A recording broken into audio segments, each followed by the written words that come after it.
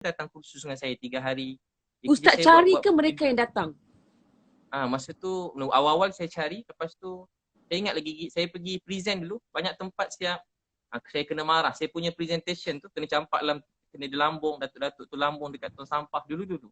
Tapi kemudian tu rezeki mencurah-curah, tak berhenti-berhenti dah. Dan saya pun mula, saya ingat lagi sebab tu saya suka buat sendiri. Saya hantar buku, banyak syarikat buku, maafkan masa tu tak nak buku saya.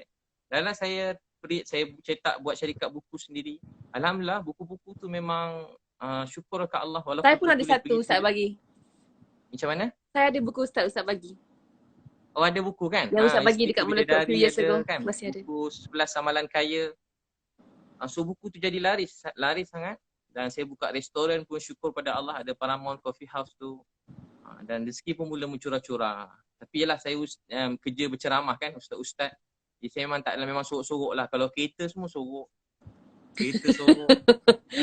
Rumah pun sorok, bagai buruk-buruk sikit. Tapi sekarang baru orang ternampak sebab YouTube, Tapi sebab terpaksa video. juga kadang-kadang kalau nak tanya saya mengaku. Dulu tak mengaku. Kalau dulu memang tak mengaku. Kenapa sekarang kena terpaksa mengaku Ustaz? Sebab kalau tak mengaku nanti orang ingat kita macam susah, ambil duit derma. Saya sebenarnya ramai minta nak sumbang. Jadi saya segan bila orang minta nombor akaun kat saya. Kawan-kawan kan tak bagi, macam kalau bagi nanti takut ada macam-macam orang kan. Takut ada macam-macam takut ni. Jadi senang saya buat je satu akaun supaya tak fitnah. Saya buka satu Pertubuhan Kasih Umat Malaysia. Jadi akaun tu memang asing, ada orang lain, ada audit dia semua, bukan saya yang keluarkan duit lah, tapi saya tahulah keadaan akaun tu semua. Memang khas untuk bantu-bantu orang juga. Saya buka dalam baru-baru ni juga saya buka. Sebelum PKP lagi lah. Jadi mereka ni yang minta nombor akaun Ustaz ni, mereka ni mungkin tak tahu apa yang Ustaz ada, dan Ustaz selama ni menggunakan duit Ustaz sendiri untuk membantu ramai orang kat luar sana. Betul tak? Itulah, ramai kawan-kawan, banyak yang menyumbang juga. Artis pun ramai juga, ada yang kawan-kawan. Ada yang rahsiakan nama, ramailah. Okey. Apa tadi saya nak cakap, bila Ustaz perasan yang rezeki Ustaz tu makin mudah, makin mencurah-curah tu kan, bila Ustaz fikir balik, apa sebenarnya Ustaz buat yang buatkan Allah mudahkan pekerjaan Ustaz dan rezeki-rezeki tu datang mencurah-curah? Saya daripada kecil doa, satu hari nanti saya nak jadi asbab hidayah untuk semua manusia sebelum saya mati ni. Saya niat saya dapat beritahu apa tu Islam pada seramai mungkin pada orang bukan Islam. Bukan maksud nak paksa masuk Islam, tak. Saya nak mereka cuma rasa sayang pada Islam tu. Sebab pada dulu kan, dia dulu orang faham Islam ni orang ungkapkan teroris. Islam ni selalu macam hukum orang, kerja macam kasar. Itu yang dibayangkan pada seluruh dunia. Dan kita tak tahulah dia media ke atau memang benar-benar terjadi ke, campur-campur lah. Sikit segelintir orang. Jadi saya nak beritahu pada semua orang yang sebenarnya Islam ni ialah kasih sayang. Islam ni nak semua manusia bahagia. Tanpa mengira agama bangsa. Islam nak semua orang gembira, bahagia dan menjadi rahmat kebaikan buat semua orang. Walau pada orang jahat, maaf, walau pada pelacur, maaf, walau pada orang yang orang kata tak guna, penagih dadah, dia boleh ubah semua orang. Dan saya setakat ni kalau jumpa siapa-siapa, ramai yang berubah. Yang ikut saya tolong sekarang, syukur ke Allah, ada yang ramai abang-abang yang dia tak pernah semayang. Yang ramai bantu-bantu dah makin ramai ni, ada yang tak pernah, walaupun dah umur, maafkan, walaupun orang hebat-hebat dah, orang kaya-kaya juga hebat-hebat, tapi dia dah lama tak semayang, dah lama tak puasa. Tahun ni kali pertama semayang, kali pertama puasa. Alhamdulillah. Saya tak paksa pun, dia ikut tiba dia rasa dapat, ramai begitu. Jadi macam rasa terharu, rasa bahagia. Tu saya buat macam tu lah. Saya buat program keluarga sunnah, memang ramai. 7,000 orang datang. Nanti jemput datang ni lepas InsyaAllah.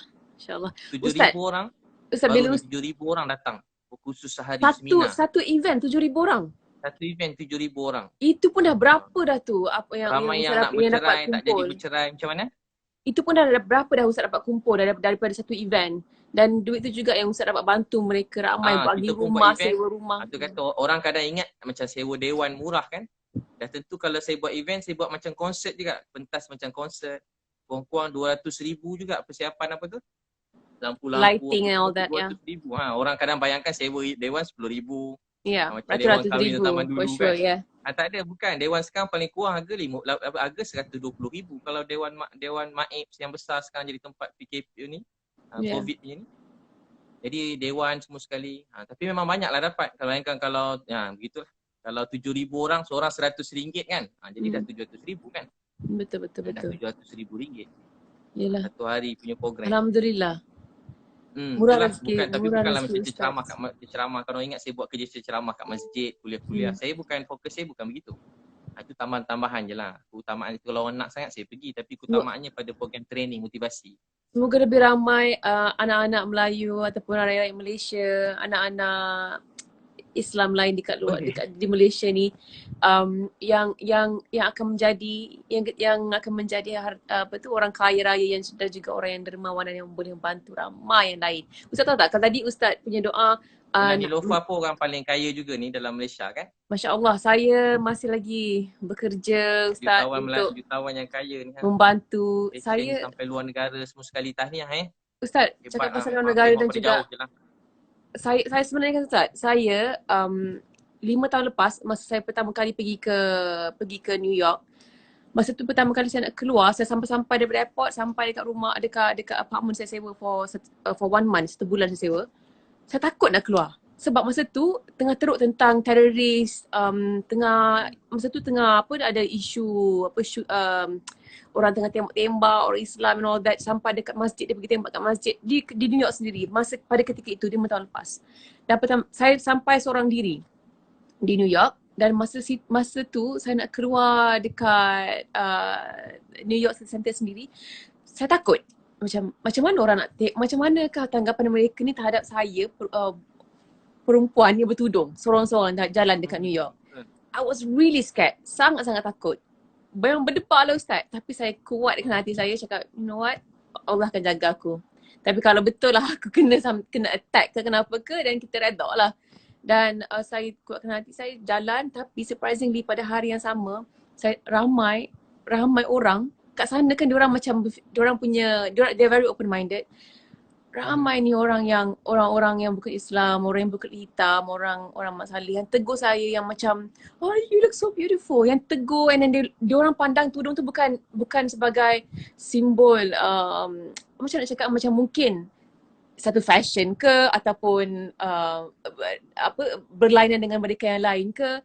Jadi itu juga merupakan salah satu inspirasi ataupun the moment saya tersentak, di mana saya cakap you know what, bila saya pakai tudung, bila dekat Malaysia, bila saya pertama kali pakai tudung, saya ingat lagi ada beberapa brand yang di sini yang tak nak bagi saya pinjam baju. Dia kata kami tak represent mereka yang bertudung. Maksudnya orang yang pakai tudung tak boleh pakai baju-baju saya, macam itulah ibaratnya.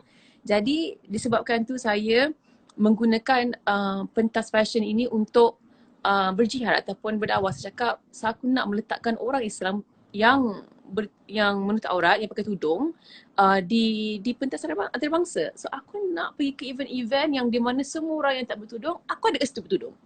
Aku nak muncul di majalah-majalah yang tak pernah keluar orang pakai tudung. Aku nak jadi orang pakai tudung.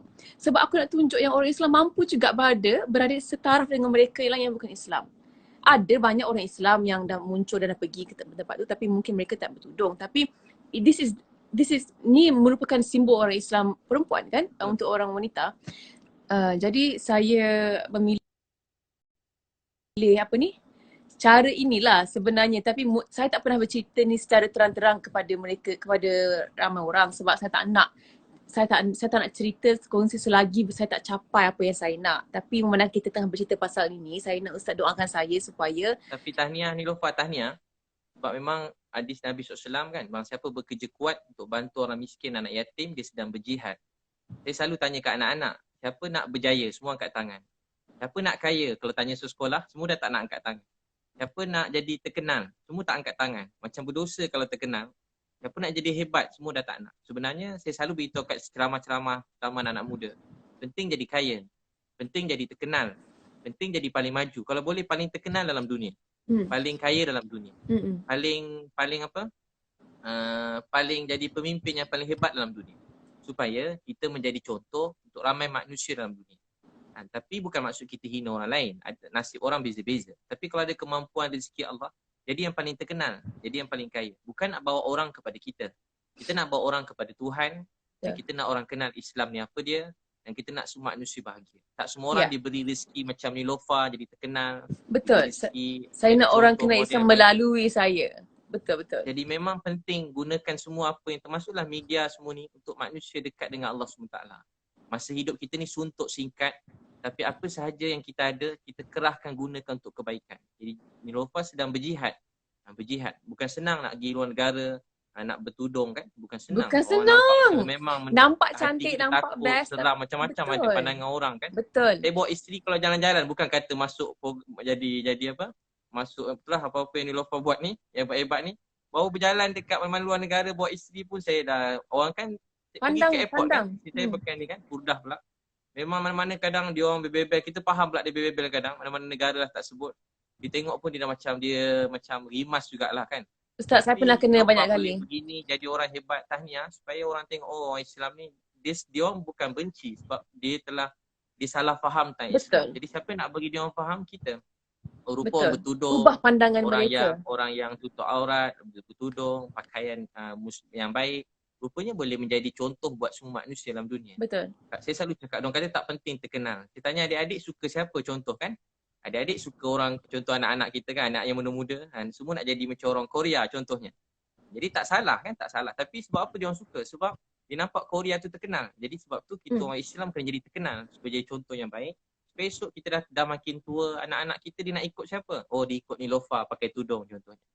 Muslimah yang baik pakai tudung terkenal. Jadi dia ada contoh yang baik. Dia ikut Niloufar, dia ikut Siti Nurhaliza, dia ikut siapa-siapa yang maksudnya semualah artis yang baik-baik menjadi contoh yang baik. Jadi, Nabi SAW bersabda, barang siapa mulakan satu kebaikan, diikuti oleh orang ramai, sampai kiamat dapat pahala pada orang yang mulakan. Jadi kalau Niloufar mula jadi pakai tudung dan orang ramai orang-orang yang memang dunia ni bukan dunia bertudung, bukan salah dia, suasana dia. Tapi dia tengok Niloufar, oh rupanya nak cantik, nak terkenal, nak jadi orang hebat, dengan bertudung pun boleh. Jadi salah satu ruang buka. Bukan maksud yang tak bertudung, mereka semua orang baik. Cuma semua orang ada kebaikan masing-masing. Kita doakan semua orang baik-baik. Cuma kita nak, apa kita dapat buat, kita syukur. Jadi kita doakan semua orang jadi contoh yang baik. Dan dalam keadaan sama, kita hormat agama orang lain, kita hormat pandangan orang lain begitu. Ustaz, saya tak pasti kalau live ni akan tertutup dengan sendiri, akan off selepas 1 jam. Boleh tolong komen tak? Adakah akan terputus selepas 1 jam live ni? Sebab kita dah sampai 1 jam sebenarnya. Mungkin kita yang terakhir Ustaz mungkin ada pun yang nak tidur awal, nak bangun tahajud kan. Jadi satu benda lagi saya cakap. Saya tak selalu tengok Ustaz selalu puji isteri Ustaz. Dengan tak malunya Ustaz macam bidadari saya bersemua secara terang-terangan. Dan saya selalu bercakap tentang cara Ustaz melayan ataupun memuji buatkan isteri Ustaz rasa istimewa ni dengan saya punya family ataupun adik-beradik saya. Dan lepas tu tadi timbul lagi sekali tentang isu ni. Bukan isu lah, macam perbualan ini kan. Jadi saya cakap macam ni lah sebenarnya yang kita patut orang lelaki Islam sepatutnya buat. Kalau perbezaan orang yang ada pegangan agama, orang lelaki yang ada pegangan agama, dia akan tahu bezakan macam mana nak appreciate kasih sayang untuk isteri tu. Jadi apa mungkin nasihat Ustaz kepada kemuncak agama ini ialah takwa. Kemuncak takwa akhlak, kemuncak akhlak berbuat baik terhadap isteri. Nak tahu seseorang tu baik atau tak, bagaimana dia bercakap dengan isteri dia, bagaimana dia melayan isteri dia, bagaimana dia berbuat baik terhadap isteri dia, itulah Islam. Ustaz saya selalu cakap, walau kita kat luar mungkin orang panggil kita ustaz, mulia, saya cakap diri saya lah, saya selalu cakap tu untuk diri saya. Ceramah makin main, tapi kalau macam mana saya cakap dengan isteri, kalau saya kasar, saya tak layan dengan baik, maknanya agama tu belum masuk dalam diri saya, dalam rumah tangga saya. Kemuncak agama seseorang bukan masa dia kat luar depan orang, dekat ceramah mana-mana, bagaimana dia melayan keluarga dia. Kalau dia isteri, dengan keluarga, dengan anak-anak, dengan mak ayah, itulah Islam dalam diri kita. Sebab tu Nabi bersabda, yang terbaik di kalangan kamu, nak tahu orang tu baik ke tidak, bagaimana dia, orang yang paling baik ialah orang paling baik terhadap isteri. Aku, Nabi SAW, ialah orang paling baik terhadap isteri. Jadi, bagaimana kita melayan isteri, itulah Islam dalam diri kita. Jadi orang selalu nampak kalau jadi orang Islam ni kena kasar ke isteri. Ada orang buat isteri macam hamba. Ada yang kat luar baik, masuk rumah dia sepak isteri, terbang bawah meja, terbang atas kat terbang. Habis mengamuk jadi kasar. Asal dengan isteri je jawab telefon dah jadi kasar. Jadi sebenarnya bagaimana kita bercakap dengan isteri itu Islam. Bagaimana kita cakap dengan mak ayah kita itu Islam. Bagaimana kita cakap dengan anak-anak itulah Islam. Islam, pahala. Satu ayah perlu anak. Nabi kata kamu sayang anak ni ya Rasulullah, ya. Nabi bersabda kamu perlu anak, rahmat Allah mencurah-curah pada kamu. Jadi Bila kita Bapa sayang peluk keluarga, anak, mencurah-curah rahmat ke atas bapa rahmat tu. mencucurah. Bila tengah sedih ada masalah hidup, sempit, peluk anak. Peluk isteri, peluk suami, peluk mak ayah. Jadi rahmat Allah mencurah-curah. Tapi kalau tengah marah, kita marah lagi anak. Ramai orang kat luar, hidup dia kelang kabut. Dia fikir kenapa kelang kabut? Oh, rupa-rupa dia tak ingat masa sebelum ke rumah. Tadi dia maki anak dia. Dia maki isteri dia. Isteri pun tak boleh jawab sebab isteri dia lemah. Tak boleh jawab. Sebab tu doa yang dilihat oleh Allah, doa orang yang lemah. Selalu lemah ni isteri kat rumah. Isteri kuat mana pun, tapi kalau suami dia marah, dia jadi lemah juga. Termenung, dia sakit kepala dia, jadi teruk. Jadi orang-orang yang macam ni nampak tak ada kuasa. Isteri, anak-anak kan macam tak ada kuasa nampak selalu dalam ni. Tapi orang macam ni kalau mereka berdoa sesuatu untuk suami, untuk keluarga, rezeki tu berkat. Sebab tu saya selalu sebut, orang yang sayang isteri dia, hormat isteri dia, jaga kepercayaan isteri dia, dia urus dengan baik, nanti Allah beri rezeki dia mencurah-curah. Sebab tu kalau suami nak sesuatu, isteri dia nak, jadi cepat dapat. Tapi kalau suami dia nak, isteri dia tak nak, biasa lambat sikit dapat. Jadi sebab apa? Sebab satu hati dalam keluarga. Sebab tu keluarga ni ialah kemuncak agama dalam diri kita. Bagaimana kita melayan keluarga, itulah Islam. Sebab tu waktu ni rezeki Allah, kita dapat banyak masa bersama keluarga kan. Jadi sebab tu jangan kena tunjuk contoh yang baik. Saya memang saja, kalau orang tanya ustaz nak tunjuk, memang saya saja tunjuk. Sebab saya dengar Nabi bersabda, dapat jadi contoh yang baik sampai kiamat dapat pahala. Jadi saya memang saja tunjuk perkara yang baik-baik supaya orang tahu, oh tak salah rupanya kalau suami yang masak, tak salah kalau suami itu sapu rumah, tak jadi hina pun kalau kita pergi buang sampah. Tak akan jadi hina kan kalau kita puji